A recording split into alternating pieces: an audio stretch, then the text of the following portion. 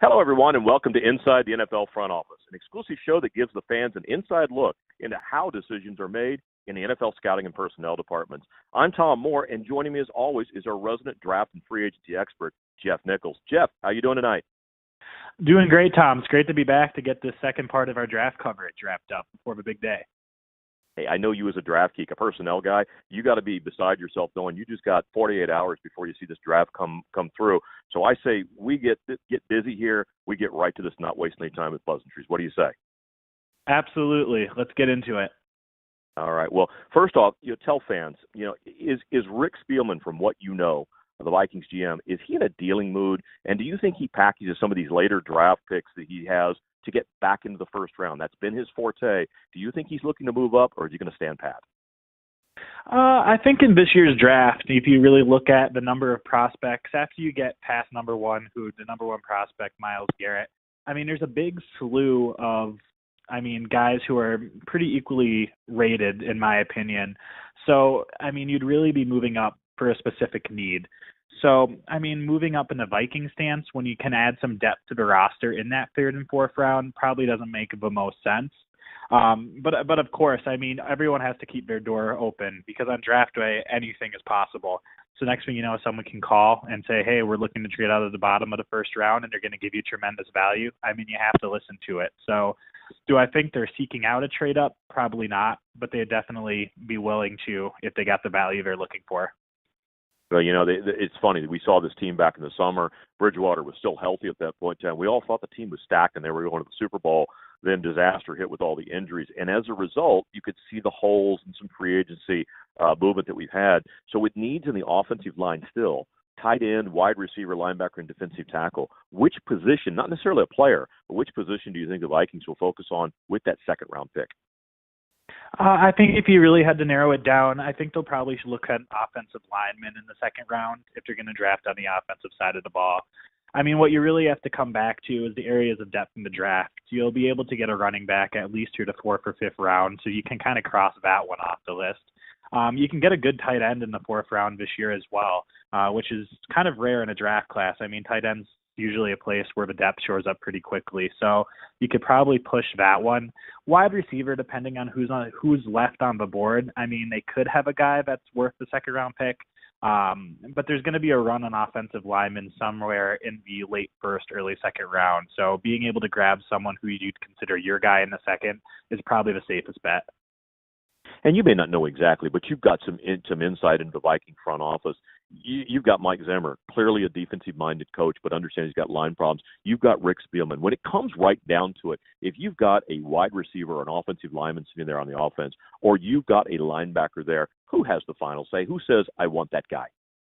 It's really a mutual discussion they have, and they play out all these different scenarios throughout their draft preparations as well. So, I'm sure somewhere in the league there's a heated argument here or there, but for the most part, there's a pretty mutual agreement. It really, like I said previously, it comes down to the depth. If you can get a wide receiver in the third round and you're not as comfortable thinking you're going to get an offensive guard or a tackle in the third round, that's going to slight you in one direction versus the next. So, it's a mutual discussion that has to be had, but for the most part, the GM does a lot of the talent evaluation, and the coaching staff basically says, this is what we're looking for. These are the traits we want. All right, so that's the politically correct answer. I just want to ask you, have you been in camp or to practice and watched Zimmer stare you down with the glare? I'm letting him. I have. Last year when we were there during training camp at the night practice, I was talking on the sideline, and I was talking about the coverage they're in with Olsen, and Zimmer just stared at us because he overheard what I was talking about, and then he gave us a little bit of a wink. Okay, at least you got the inside part of that. So the key is, before we go to the draft, there's something I want to hit on that's important to all Viking fans, important to you as well. And I clearly in this draft, I doubt we see the Vikings take a quarterback, but all Viking fans love to predict when Teddy Bridgewater will come back, and if he comes back at all. So I'm curious, from what you hear on the pipeline here in the grapevine, is he ready to be at camp or even on the active roster in 2017? And from what you understand, how's the rehab coming, and what are coaches most worried about in his comeback attempt? Yeah, no, I think that's a very good question and something that kind of crosses everyone's mind when you talk about the Vikings roster these days. But I mean, I think the rehab's going well. I know from the Viking side of things, they're very impressed at how dedicated Teddy is to the rehab process. I mean, that's something you would not be surprised to hear, just kind of knowing his personality and how committed he is to the team atmosphere and doing what's right for himself. But, I mean, he's definitely progressing. I think you're probably past the phase where you're really wondering if he's ever going to come back. I mean, I'm sure he's going to get another shot to prove that he can play. I mean, the next step forward will be seeing, when he's able to eventually stand out there and take contact or really move around much. I know there's been some various YouTube videos or stuff you see across Twitter of him throwing the ball a little bit, which are all good signs, but you're not going to really know what you have in Bridgewater until he's moving around in the pocket, which was something he was very good at in his second year in the league, and taking hits. I mean, the difference between quarterbacks that come back from injuries and those who really struggle are planting those feet and feeling confident in the knee and taking a hit. So, I mean, we're not going to know that anytime soon. Whether he opens on the active roster or gets to camp, I mean, you can never doubt him, but I would say it's probable that he'll open the year on the PUP list and then possibly active later in the season, but it's really too early to tell. Well, I get the point. I mean, if you put me out there and tell me to take a shot, I'm just chucking the ball and running to the sideline. So it has got to be a frightening thing. It's probably less about the physical and more about the mental, knowing that knee went out on you. Will it hold or will the other knee hold?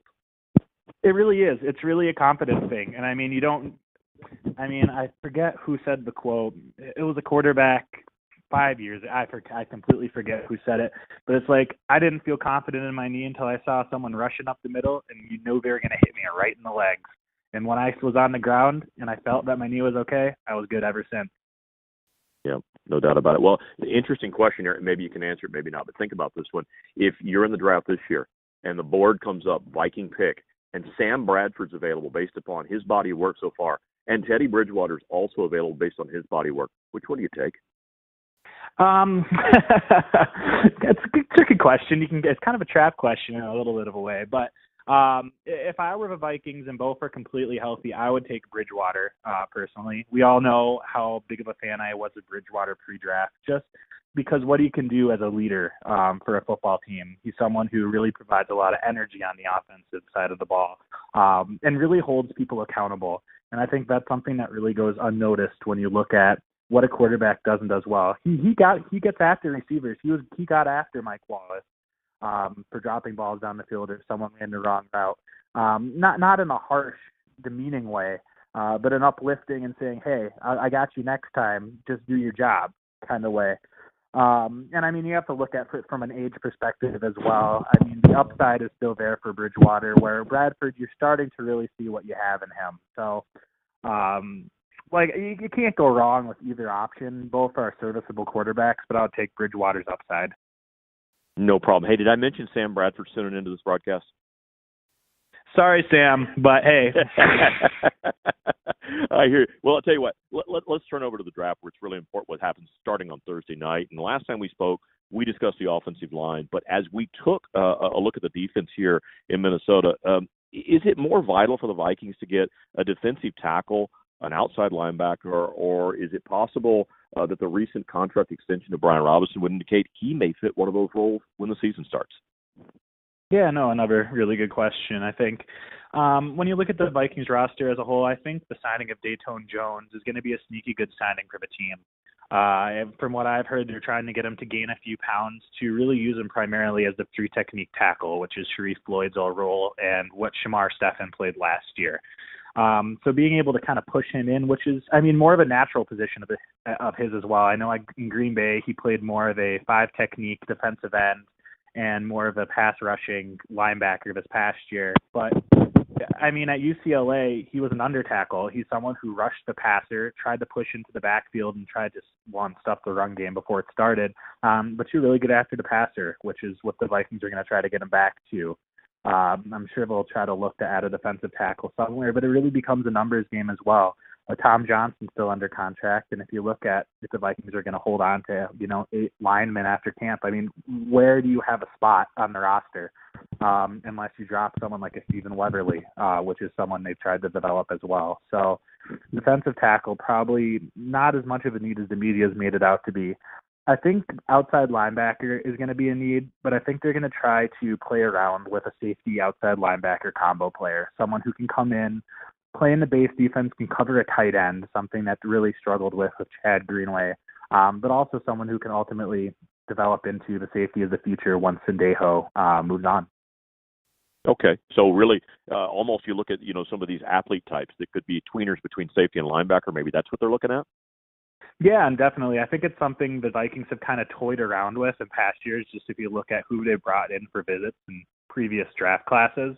They've never really made the move, but I think it's kind of a natural turnover once Greenway kind of moved out of his role now. They have someone in Emmanuel Lemur who can hold down the position in the interim, but adding more of an athlete that they can use in multi-different ways. You have the defensive mind in Zimmer to do something unique with a player like that. Why not give it a shot? Is there somebody in particular that you say, for that role they're trying to fill, or even standpoint from a linebacker, is there somebody out in the draft that really fits the Zimmer mold in your mind? Yeah, no, I think there's definitely someone that comes in my mind is Obi Melanfonwu, a safety out of UConn. He's someone that I've kind of kept my eye on. I know after the combine, everyone said, first-round pick, definitely, just based on what he was able to do at the combine. But I think he ends up being more of a second-round pick. The safety class is somewhat deep, so there's a chance that he ends up being around when the Vikings pick in the middle of the second round. Just to kind of give you a little background on him, he played primarily safety at UConn, but teams are going to look at him in two ways. In the Vikings system, he's going to be considered a safety outside linebacker combo. In more of a one-high system, something like the Seahawks play, he's going to be considered a cornerback, which really shows the athleticism and the movement he has and the fluidity in his hips. The main strengths that you can really see is he disguises his coverage extremely well, which is something that you can pull out of tape. And he does a good job of working downhill and getting to the ball carrier in the backfield. At times he can be a bit over-aggressive, and the cutback lanes can kind of open up on him and the back can get away. But the physicality he brings downhill is something that would fit very nicely in the Vikings system. The Vikings have typically in the second and third rounds in previous years tried to find athletic players on the defensive side of the ball that kind of have that limitless upside, someone they can really coach up and has the length and the speed they're looking for. And Melanfonwu really fits that bill. It just is really a matter if he's available once their pick comes around. Got it. So we got a tweener. We got a guy literally can play three positions: linebacker, safety, cornerback. But when we look at the defensive backfield, we had Captain Munnerlyn move on back to Carolina. We've certainly got an aging corner sitting back there at 39 years of age. So when we look at this draft, I would have to think a corner is somewhere in the mix here. Where about would you see this team picking it? And is there somebody specifically you would like to see them add on the outside or even on the nickel position? Yeah, no, I think that they're definitely going to be looking for a defensive back at some point in the draft to play corner. Mackenzie Alexander is the natural transition to the slot, but I think the question you really have to ask is if they want to develop him as a pure slot cornerback or if they want to develop him as more of a, tweener player who can sit on the outside if needed, but can also sit down in the slot as well. The slot cornerback position obviously has more value in today's NFL than it did in the past. So being able to carry more of a tweener player plus a pure slot corner may not end up being a bad thing at the end of the day. Someone that I really caught on to at the Senior Bowl was DeMonte Casey. He played for San Diego State and is really a ball hawk of all things and someone who can sit on the outside. He'll probably go, probably a little higher than the media projects, somewhere in the fourth round, maybe even late third. But he's someone that is I guess, really could fit the Viking system well. He plays off-man well and can play bump and run, but he really has a knack for playing downhill towards the ball. He has good hands and can intercept anything that comes his way. And, fits in the mold that Zimmer really looks for. He's an athletic guy, good fluidity in the hips, can turn and cover, but also can make some plays, which is something that Vikings defense really needs to continue. Hey, let's ask a question. You mentioned fluidity in the hips. I always hear it. Corey Chavis talks about it. Mel Kiper talks about it. Help the average fan understand what that means. If you've got tight hips, what can you not do? Yeah, no, I think that's actually a really good technical question. But you really look for a defensive back. Obviously, the receiver is going to be working towards you. So the receiver is going to kind of dictate where he's going to go with his footwork, whether he wants to go inside, whether he wants to run a 9 over the top. wherever he's going to run to the boundary. What the cornerback needs to be able to do is they need to be able to sink their hips, turn, and run without losing a step on the wide receiver. So I guess it's hard to – it would almost be easier to show you. But really what you're looking for is for a three-step movement, for them to take one step back, be able to sink their hips, and kind of turn on a pivot. Make it look natural, make it look like they're turning without, having a step in between. That's what you're really looking for. And really where it comes into play is immediately the separation a wide receiver can gain over the top. If you really look at some of these speedsters, if you have a corner that doesn't have those quick hips, they can't flip and run. The next thing you know, a receiver's gone. So that's where you see some receivers or some teams trying to cover that up with jamming the receiver at the line. But a natural corner that can flip their hips can really do anything. They can play inside coverage well. They can play over the top, and it allows you to kind of mix up the looks you give receivers, whether you want to press them at the line or sitting off coverage. See, you didn't have to be right here with me. I get it. It's the old thing that Chris Carter said. If you got tight hips, that means when the receiver gets to you, if he's even, he's leaving, isn't he? Exactly. If he gets to you and you don't have tight hips, he's gone every time. I got it. Hey, listen, you talked about – that's right. You talked about Mackenzie Alexander, and he didn't play much last year. And when he did, he looked a little shaky. So based upon what you saw of him coming out of college, what you expect in the first year, is he where you thought he would be, needing a little bit more development? Or what? How do you expect him to progress this year? I think he's definitely in line to take a big step forward. I mean, defensive back's a hard position to kind of jump in and play from day one in the NFL. I mean, receivers are bigger and faster, and when you have someone who is like Alexander, who's not a big ball hawk guy, he likes to play tight coverage. It's easy to get grabby, and that's something that we definitely saw with Alexander. It's something that we went through with Trey Waynes as well in his rookie season, and something you definitely saw in Xavier Rhodes as well. So, I mean, you just have to learn when you can touch the receiver and when you can't. And that's just the difference between the NCAA and the NFL game. Last year, Alexander was kind of put in a few tough spots. I mean, it's hard to come off the bench and be cold and then go in and cover Anquan Bolden. Someone who's a savvy vet and kind of knows all the different little quick moves you can pull on a rookie. So that's definitely not the best thing in the world. But I mean, with solid playing time and being able to play consistently, he's going to develop pretty quickly. If you watch the film from a year ago when he was at Clemson, he just plays tight coverage. He does not give you the quarterback a bucket to throw the ball into, and it really made quarterbacks shy away from him. Will he do the same thing in the NFL? Probably not, but he has the length to knock most things away. So, I mean, once he gets his hands off, he should be completely fine. We have one disagreement with you. We talked to Richard Sherman of the Seahawks. He says that the cornerback is not a difficult position to play. How do you respond to that? I'll say, hey, if you're super talented and you have the length and you can play in a cover one system like Sherman does, it's a little bit easier when you have Earl Thomas behind you. All right, fair enough. I don't think he'll dog you on that. Hey, I mentioned Brian Robinson, and we talked about the defensive line. You said, hey, there's 8 guys there. It's pretty crowded. Wouldn't necessarily expect them to add anybody. Based on that, I mean, where is the starting left defensive end? Is it Danielle Hunter? Is it Brian Robinson? Are they in a rotation? How do they work that? Definitely comes down to how they perform in training camp. Right now, I think Robinson's probably the better 3-down player at this point. He definitely knows the position in and out and knows his assignments in the run game. So I think that kind of gives you a one-up on what Danielle Hunter has. Danielle Hunter, I mean, the guy's just freaky when it comes down to it. So when it comes down, maybe you're probably better off saving him for pure pass rushing situations. If you tell Danielle to pin his ear back and go with the quarterback, he can do that almost better than anyone. So it'll be some sort of rotation. I mean, I'm sure they'll rotate Danielle in maybe a little more than they did last season to continue his development as a 3-down defensive end. But really his bread and butter is in the passing game, and that's where they're going to try to extract the most value. Okay, one offensive question for you here. And there's still some question marks sitting here at the wide receiver position. But what do you hear about the development of 2016 draft darling, German pass catcher Moritz Boehringer? He was everybody's favorite, didn't do much, sat on the practice squad. Is he developing? Will he develop? No, I think that's a good thing. I mean, I think you saw it firsthand when we were down at camp.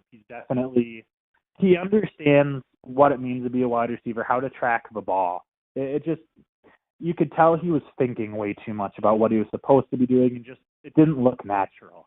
And that's really why the Vikings needed to keep him on the practice squad for a year. And, I mean, he has all the physical traits you really could ask for. He has the size, he has some speed, and he has some strength as well.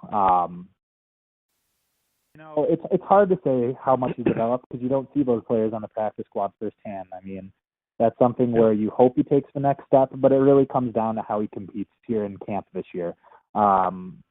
Maybe he needs another year of development. I think the player you really should keep your eye on in camp this year is Isaac Fuchs, another outside receiver that the Vikings have developed for some years. I think he definitely has a chance to make the roster and make an impact this season. Well, I gotta be honest with you. Based upon that, Moritz is the perfect example of why you can't go from your company softball team to play for the New York Yankees. You can give it a shot, but most of the times it's definitely a pretty tough transition. Hey, Tim Tebow's doing it. You never know. Hey, can't say you can't do it unless you try. All right, now here's your one kicker before we get you to make your pick, so get ready to make your pick. Are you surprised, first of all, if we're in the 6th or 7th round and the card comes up for the Vikings and Rick Spielman has taken a kicker? And if he takes a kicker, what's the name that comes off that board? Would it surprise me? No. I think they'd probably be more likely to take a punter. But if they're going to take a kicker, I mean, Zane Gonzalez is definitely the cream of the crop this year. You'd probably have to take him before the 6th, but he has the big leg you look for and gives you that added value in the kickoffs. I mean, being able to kick touchbacks in today's league, it's a big value. So being able to add that big leg would definitely be a nice bump. It'd be interesting to see where he goes and how teams value him. Yeah, no doubt. Well, no doubt. A moment of truth for you. We're in the 2nd round. No trades have been made. You're sitting in the spot you're supposed to be. You are Rick Spielman at this point in time. You step up to give the commission the card, and he reads what name for the Minnesota Vikings? Oh, man, you're putting me on the spot. If the Vikings have their stay of prospects that could be available in the round, I think the name they would call is Dion Dawkins, an offensive tackle, offensive guard combo out of Temple. There's a chance he may go a bit earlier depending on how the, run on offensive lineman goes. But I think he's really the tough, rough and tough, strong player the Vikings really would look for on the line. You can plug him in at right guard immediately to compete with Jeremiah Stills. But as you move forward, he definitely could develop into a very strong right tackle. He has the light feet you look for, but he has the tenacity and the power and that mean streak that you really look for in an offensive guard and an offensive tackle too. Just watching his tape, you cannot help but pick up the times he just finishes guys off on the ground. And that's something that, I personally really like to see an offensive lineman. Something the Vikings truly have committed to with Sperano as the offensive line coach as well. So you're getting a day one starter in the 1st round with some upside in the future as well. You got to love it. I mean, if we talked 3-4 years ago where they're picking off offensive players like Cordero Patterson, nobody wants to see the non-sexy pick of a tackle or a guard. I think Viking fans would be very happy with that. And with that, what I want to tell you, Geoff, is it brings us to the end of this week's edition of Inside the NFL Front Office. And I want to know if you're game to come back next week to discuss the picks the Vikings actually made and any other surprises in the NFL draft over the next 3 or 4 days. No, I think that's kind of become an annual thing for us to kind of discuss the Vikings' outcome of the draft and where they can look for college free agents and whatnot. I'd love to. It'd be great. That sounds great. For our listeners, please post your questions and thoughts in the thread for Geoff's show, and he'll reply and interact with you. Not only that, he loves doing that. And don't forget to follow Geoff on Twitter at VikeFans.com. And finally, join us next week when, in fact, the Vikings general manager, Rick Spielman, will join us to talk about the players he selected over the weekend. So until next time, for Geoff NIchols, I'm Tom Moore. So long, everyone.